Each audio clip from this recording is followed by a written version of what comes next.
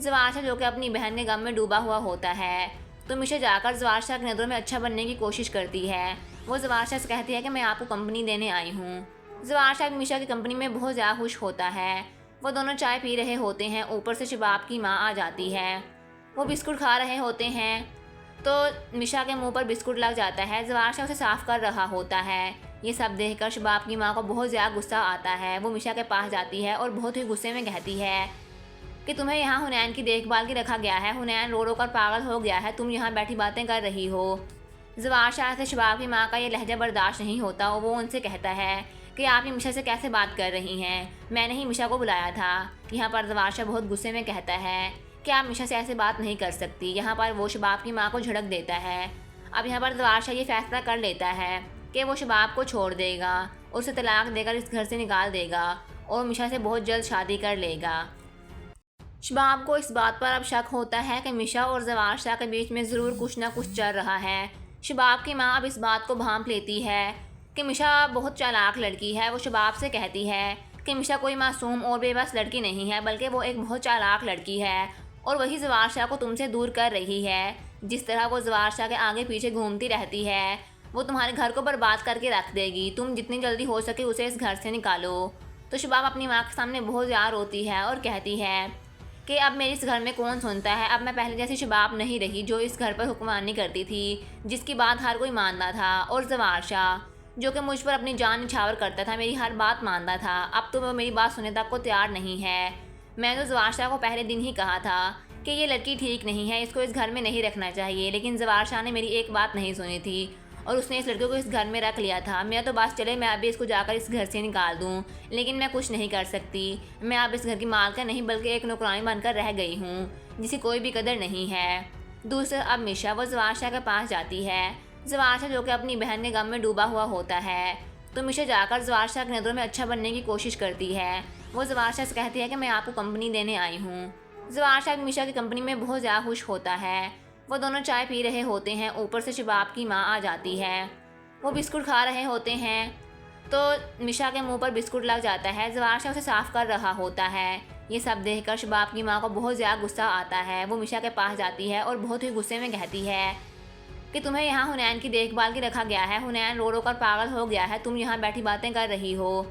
जवारशा से शबाब की माँ का ये लहजा बर्दाश्त नहीं होता और वो उनसे कहता है कि आप ये मिशा से कैसे बात कर रही हैं, मैंने ही मिशा को बुलाया था। यहाँ पर जवारशा बहुत गुस्से में कहता है कि आप मिशा से ऐसे बात नहीं कर सकती। यहाँ पर वो शबाब की माँ को झड़क देता है।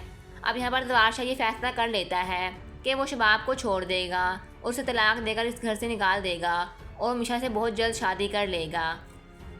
शबाब को इस बात पर अब शक होता है कि मिशा और जवारशा के बीच में ज़रूर कुछ ना कुछ चल रहा है। शबाब की माँ अब इस बात को भांप लेती है कि मिशा बहुत चालाक लड़की है। वो शबाब से कहती है कि मिशा कोई मासूम और बेबस लड़की नहीं है, बल्कि वो एक बहुत चालाक लड़की है और वही जवारशा को तुमसे दूर कर रही है। जिस तरह वो जवारशा के आगे पीछे घूमती रहती है, वो तुम्हारे घर को बर्बाद करके रख देगी। तुम जितनी जल्दी हो सके उसे इस घर से निकालो। तो शबाब अपनी माँ के सामने बहुत ज़्यादा रोती है और कहती है कि अब मेरे इस घर में कौन सुनता है। अब मैं पहले जैसी शबाब नहीं रही जो इस घर पर हुक्मरानी करती थी, जिसकी बात हर कोई मानता था। और जवारशा जो कि मुझ पर अपनी जान निछावर करता था, मेरी हर बात मानता था, अब तो वो मेरी बात सुनने तक को तैयार नहीं है। मैंने तो जवारशा को पहले दिन ही कहा था कि ये लड़की ठीक नहीं है, इसको इस घर में नहीं रखना चाहिए, लेकिन जवारशा ने मेरी एक बात नहीं सुनी थी और उसने इस लड़के को इस घर में रख लिया था। मेरा तो बस चले मैं अभी इसको जाकर इस घर से निकाल दूँ, लेकिन मैं कुछ नहीं कर सकती। मैं अब इस घर की मालकिन नहीं बल्कि एक नौकरानी बनकर रह गई हूँ, जिसे कोई भी कदर नहीं है। दूसरा अब मिशा वो जवारशा के पास जाती है। जवारशा जो कि अपनी बहन के गम में डूबा हुआ होता है तो मिशा जाकर जवारशा की नज़रों में अच्छा बनने की कोशिश करती है। वो जवारशा से कहती है कि मैं आपको कंपनी देने आई हूँ। जवारशा मिशा की कंपनी में बहुत ज़्यादा खुश होता है। वो दोनों चाय पी रहे होते हैं, ऊपर से शबाब की माँ आ जाती है। वो बिस्कुट खा रहे होते हैं तो मिशा के मुंह पर बिस्कुट लग जाता है। जवारशा उसे साफ कर रहा होता है। ये सब देखकर शबाब की माँ को बहुत ज़्यादा गुस्सा आता है। वो मिशा के पास जाती है और बहुत ही गुस्से में कहती है कि तुम्हें यहाँ हुनैन की देखभाल की रखा गया है। हुनैन रो रो कर पागल हो गया है, तुम यहाँ बैठी बातें कर रही हो। जवारशा से शबाब की माँ का ये लहजा बर्दाश्त नहीं होता और वो उनसे कहता है कि आप ये मिशा से कैसे बात कर रही हैं, मैंने ही मिशा को बुलाया था। यहाँ पर जवारशा बहुत गुस्से में कहता है कि आप मिशा से ऐसे बात नहीं कर सकती। यहाँ पर वो शबाब की माँ को झड़क देता है। अब यहाँ पर जवार ये फैसला कर लेता है कि वो शबाब को छोड़ देगा और उसे तलाक देकर इस घर से निकाल देगा और मिशा से बहुत जल्द शादी कर लेगा। शबाब को इस बात पर अब शक होता है कि मिशा और जवार शाह के बीच में ज़रूर कुछ ना कुछ चल रहा है।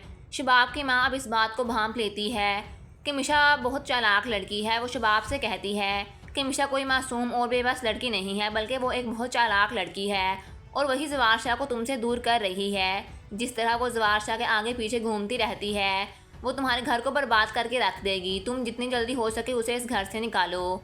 तो शबाब अपनी माँ के सामने बहुत ज़्यादा रोती है और कहती है कि अब मेरे इस घर में कौन सुनता है। अब मैं पहले जैसी शबाब नहीं रही जो इस घर पर हुक्मरानी करती थी, जिसकी बात हर कोई मानता था। और जवार शाह जो कि मुझ पर अपनी जान निछावर करता था, मेरी हर बात मानता था, अब तो वो मेरी बात सुनने तक को तैयार नहीं है। मैंने तो जवार शाह को पहले दिन ही कहा था कि ये लड़की ठीक नहीं है, इसको इस घर में नहीं रखना चाहिए, लेकिन जवार शाह ने मेरी एक बात नहीं सुनी थी और उसने इस लड़के को इस घर में रख लिया था। मैं तो बस चले मैं अभी इसको जाकर इस घर से निकाल दूँ, लेकिन मैं कुछ नहीं कर सकती। मैं अब इस घर की मालकिन नहीं बल्कि एक नौकरानी बनकर रह गई हूँ, जिसे कोई भी कदर नहीं है। दूसरा अब मिशा वो जवार शाह के पास जाती है। जवार शाह जो कि अपनी बहन के गम में डूबा हुआ होता है, तो मिशा जाकर जवार शाह की नज़रों में अच्छा बनने की कोशिश करती है। वो जवार शाह से कहती है कि मैं आपको कंपनी देने आई हूँ। जवार शाह मिशा की कंपनी में बहुत ज़्यादा खुश होता है। वो दोनों चाय पी रहे होते हैं, ऊपर से शबाब की माँ आ जाती है। वो बिस्कुट खा रहे होते हैं तो मिशा के मुंह पर बिस्कुट लग जाता है। जवार शाह उसे साफ़ कर रहा होता है। ये सब देखकर शबाब की माँ को बहुत ज़्यादा गुस्सा आता है। वो मिशा के पास जाती है और बहुत ही गुस्से में कहती है कि तुम्हें यहाँ हुनैन की देखभाल की रखा गया है, हुनैन रो रो कर पागल हो गया है, तुम यहाँ बैठी बातें कर रही हो। जवार शाह से शबाब की माँ का ये लहजा बर्दाश्त नहीं होता और वो उनसे कहता है कि आप ये मिशा से कैसे बात कर रही हैं, मैंने ही मिशा को बुलाया था। यहाँ पर जवार शाह बहुत गुस्से में कहता है कि आप मिशा से ऐसे बात नहीं कर सकती। यहाँ पर वो शबाब की माँ को झड़क देता है। अब यहाँ पर जवार शाह ये फैसला कर लेता है कि वो शबाब को छोड़ देगा और उसे तलाक देकर इस घर से निकाल देगा और मिशा से बहुत जल्द शादी कर लेगा। शबाब को इस बात पर अब शक होता है कि मिशा और जवार शाह के बीच में ज़रूर कुछ ना कुछ चल रहा है। शबाब की माँ अब इस बात को भांप लेती है कि मिशा बहुत चालाक लड़की है। वो शबाब से कहती है कि मिशा कोई मासूम और बेबस लड़की नहीं है, बल्कि वो एक बहुत चालाक लड़की है और वही जवार शाह को तुमसे दूर कर रही है। जिस तरह वो जवार शाह के आगे पीछे घूमती रहती है, वो तुम्हारे घर को बर्बाद करके रख देगी। तुम जितनी जल्दी हो सके उसे इस घर से निकालो। तो शबाब अपनी माँ के सामने बहुत ज़्यादा रोती है और कहती है कि अब मेरे इस घर में कौन सुनता है। अब मैं पहले जैसी शबाब नहीं रही जो इस घर पर हुक्मरानी करती थी, जिसकी बात हर कोई मानता था। और जवार शाह जो कि मुझ पर अपनी जान निछावर करता था, मेरी हर बात मानता था, अब तो वो मेरी बात सुनने तक को तैयार नहीं है। मैंने तो जवार शाह को पहले दिन ही कहा था कि ये लड़की ठीक नहीं है, इसको इस घर में नहीं रखना चाहिए, लेकिन जवार शाह ने मेरी एक बात नहीं सुनी थी और उसने इस लड़के को इस घर में रख लिया था। मैं तो बस चले मैं अभी इसको जाकर इस घर से निकाल दूँ, लेकिन मैं कुछ नहीं कर सकती। मैं अब इस घर की मालकिन नहीं बल्कि एक नौकरानी बनकर रह गई हूँ, जिसे कोई भी कदर नहीं है। दूसरा अब मिशा वो जवार शाह के पास जाती है। जवार शाह जो कि अपनी बहन के गम में डूबा हुआ होता है, तो मिशा जाकर जवार शाह की नज़रों में अच्छा बनने की कोशिश करती है। वो जवार शाह से कहती है कि मैं आपको कंपनी देने आई हूँ। जवार शाह मिशा की कंपनी में बहुत ज़्यादा खुश होता है। वो दोनों चाय पी रहे होते हैं, ऊपर से शबाब की माँ आ जाती है। वो बिस्कुट खा रहे होते हैं तो मिशा के मुंह पर बिस्कुट लग जाता है। जवार शाह उसे साफ़ कर रहा होता है। ये सब देखकर शबाब की माँ को बहुत ज़्यादा गुस्सा आता है। वो मिशा के पास जाती है और बहुत ही गुस्से में कहती है कि तुम्हें यहाँ हुनैन की देखभाल की रखा गया है, हुनैन रो रो कर पागल हो गया है, तुम यहाँ बैठी बातें कर रही हो। जवार शाह से शबाब की माँ का ये लहजा बर्दाश्त नहीं होता और वो उनसे कहता है कि आप ये मिशा से कैसे बात कर रही हैं, मैंने ही मिशा को बुलाया था। यहाँ पर जवार शाह बहुत गुस्से में कहता है कि आप मिशा से ऐसे बात नहीं कर सकती। यहाँ पर वो शबाब की माँ को झड़क देता है। अब यहाँ पर जवार शाह ये फैसला कर लेता है कि वो शबाब को छोड़ देगा और उसे तलाक देकर इस घर से निकाल देगा और मिशा से बहुत जल्द शादी कर लेगा। शबाब को इस बात पर अब शक होता है कि मिशा और जवार शाह के बीच में ज़रूर कुछ ना कुछ चल रहा है। शबाब की माँ अब इस बात को भांप लेती है कि मिशा बहुत चालाक लड़की है। वो शबाब से कहती है कि मिशा कोई मासूम और बेबस लड़की नहीं है, बल्कि वो एक बहुत चालाक लड़की है और वही जवार शाह को तुमसे दूर कर रही है। जिस तरह वो जवार शाह के आगे पीछे घूमती रहती है, वो तुम्हारे घर को बर्बाद करके रख देगी। तुम जितनी जल्दी हो सके उसे इस घर से निकालो। तो शबाब अपनी माँ के सामने बहुत ज़्यादा रोती है और कहती है कि अब मेरे इस घर में कौन सुनता है। अब मैं पहले जैसी शबाब नहीं रही जो इस घर पर हुक्मरानी करती थी, जिसकी बात हर कोई मानता था। और जवार शाह जो कि मुझ पर अपनी जान निछावर करता था, मेरी हर बात मानता था। अब तो वो मेरी बात सुनने तक को तैयार नहीं है। मैंने तो जवार शाह को पहले दिन ही कहा था कि ये लड़की ठीक नहीं है, इसको इस घर में नहीं रखना चाहिए, लेकिन जवार शाह ने मेरी एक बात नहीं सुनी थी और उसने इस लड़के को इस घर में रख लिया था। मेरा तो बस चले मैं अभी इसको जाकर इस घर से निकाल दूँ, लेकिन मैं कुछ नहीं कर सकती। मैं अब इस घर की मालकिन नहीं बल्कि एक नौकरानी बनकर रह गई हूँ जिसकी कोई भी कदर नहीं है। दूसरा अब मिशा वो जवार शाह के पास जाती है। जवार शाह जो कि अपनी बहन के गम में डूबा हुआ होता है, तो मिशा जाकर जवार शाह की नज़रों में अच्छा बनने की कोशिश करती है। वो जवार शाह से कहती है कि मैं आपको कंपनी देने आई हूँ। जवार शाह मिशा की कंपनी में बहुत ज़्यादा खुश होता है। वो दोनों चाय पी रहे होते हैं, ऊपर से शबाब की माँ आ जाती है। वो बिस्कुट खा रहे होते हैं तो मिशा के मुंह पर बिस्कुट लग जाता है। जवार शाह उसे साफ कर रहा होता है। ये सब देखकर शबाब की माँ को बहुत ज़्यादा गुस्सा आता है। वो मिशा के पास जाती है और बहुत ही गुस्से में कहती है कि तुम्हें यहाँ हुनैन की देखभाल की रखा गया है, हुनैन रो रो कर पागल हो गया है, तुम यहाँ बैठी बातें कर रही हो। जवार शाह से शबाब की माँ का ये लहजा बर्दाश्त नहीं होता और वो उनसे कहता है कि आप ये मिशा से कैसे बात कर रही हैं, मैंने ही मिशा को बुलाया था। यहाँ पर जवार शाह बहुत गुस्से में कहता है कि आप मिशा से ऐसे बात नहीं कर सकती। यहाँ पर वो शबाब की माँ को झड़क देता है।